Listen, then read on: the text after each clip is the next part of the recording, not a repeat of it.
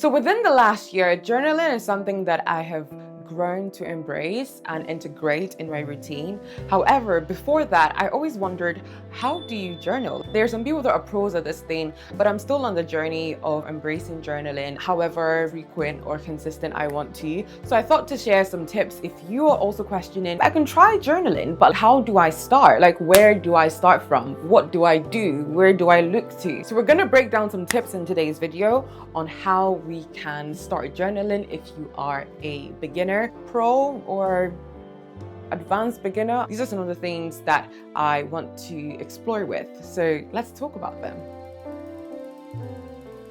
The first one is read. I find that the times that I read, I am sparked up more. I'm like ignited to think, to reflect on my thoughts. I'm ignited to pause for a second and think about how I feel based on what this book is saying or the thoughts that come to mind. So reading definitely sparks up questions in mind, especially, God bless those books that are like interactive. The book I'm currently reading has like a page for interaction.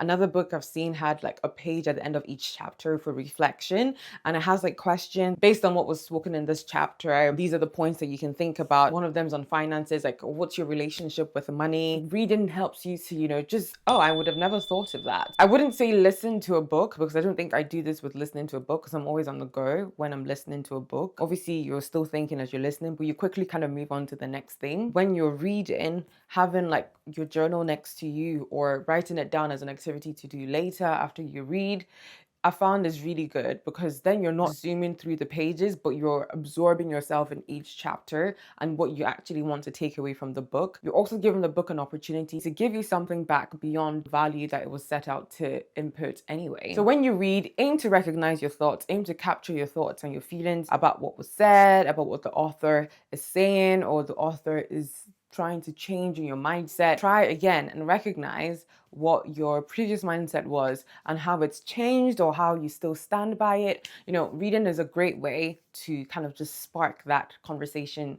with yourself on pen and paper. Another way to journal that I found quite effective is always during quiet time. I feel like when it's noisy, it's a bit busy, but when you are alone or when you've decided that you want to focus, isolating quiet time to listen to your thoughts, I found is really good because sometimes, I'm not sure of the fact. Basically, you speak so much more in your mind than what we say. So many things go through our minds in a minute versus what we actually say out. It doesn't have to be a long period of time, a few minutes, 10 minutes, 5 minutes, however long you can afford, and just like sit with yourself and capture what your dominant thoughts are, capture what you're thinking in that season, what you're thinking at that point in the day, and write it down. Like, I feel so frustrated right now.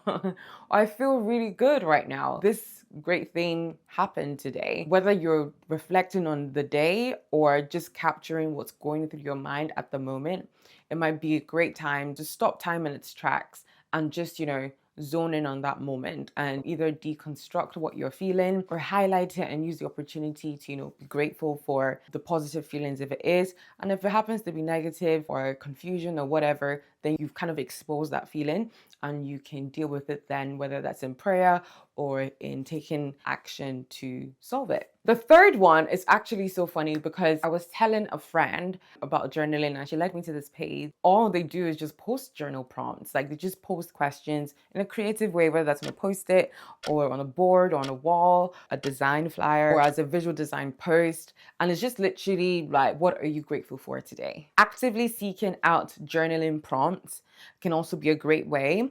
The Better Days journal, which is my journal, has a few prompts in there that definitely helped me. So like my favorite moments of the day and why, actions I took today that contributed to my goals, I showed kindness or love to someone today by doing ...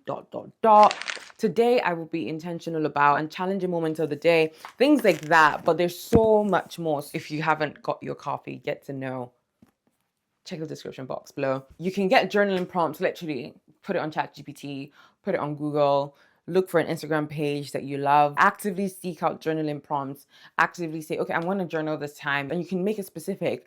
Journaling prompts on feeling stressed, journaling prompts on gratitude, things like that. There can be really, really good ones out there that would help you identify and like flesh out those emotions that might be hidden inside of you and just pour it out on paper. So actively seek out journaling prompts. Journaling doesn't just have to be in the writing.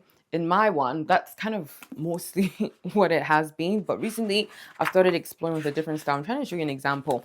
I mean, hopefully you can't read it from afar. Anyway, like it's just like normal lines that I would write on there, but you probably can't see towards the end, but at the end I started drawing. So you can even explore like spider diagrams, draw the legs, go from there in terms of exploring your thoughts, whether that's on a particular topic or on a dominant feeling that you recognize for today or from the week or from the month. Try and like spread your mind around it. Recently, I've been really trying to push through the tension of rest and resilience. If you haven't seen that video, then I'll link it somewhere on the screen, where like I'm just like, I want to slow down, I want to take a break, but at the same time I'm like, I know I'm doing the stuff that I need to do, so let me just keep going ahead. That's been going on for me for the last few weeks. And if I wanted to, one of the ways I have explored journaling is putting rest in the middle of that spider diagram.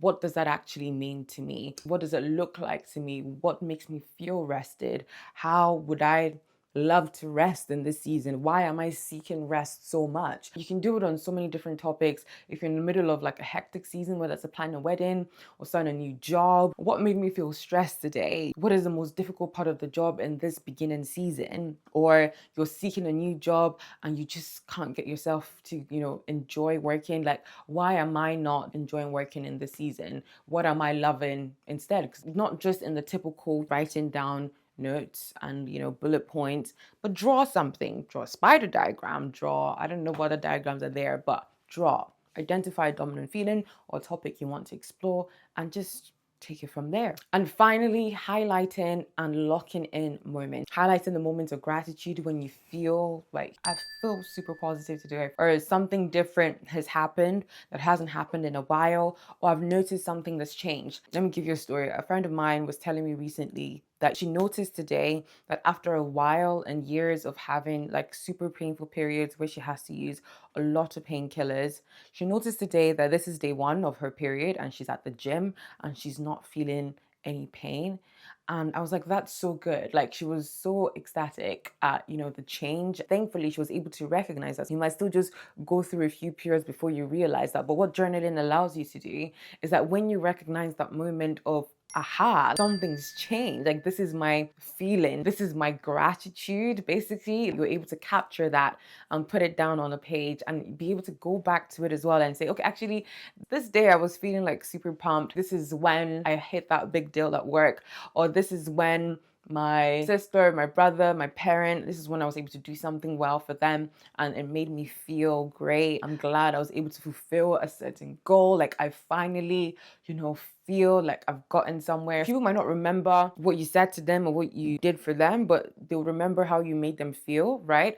But I don't think we remember how we feel or how we felt in certain moments. I'm just trying to think of, moments in my life. One that comes to mind is when I failed one of my results. I remember crying well. For example, my pharmacy board exam, I remember I documented that. But the reason why I'm able to, remember those emotions partially is because I documented it on video. But I can imagine if I wrote down the words I felt or the emotions I felt in that season, change, of gratitude, of joyful tears. I feel like if I read that back now, that's why you read books. You can feel the emotion the author wants you to feel from it. So you can get the same with journaling and be able to capture the feelings that pictures can't capture. So highlight and lock it in. And then when you go back on those moments, you're like, wow, God, you're so good. Like, thank you so much for such a moment, for either taking me out of that season where I felt so down, so dark,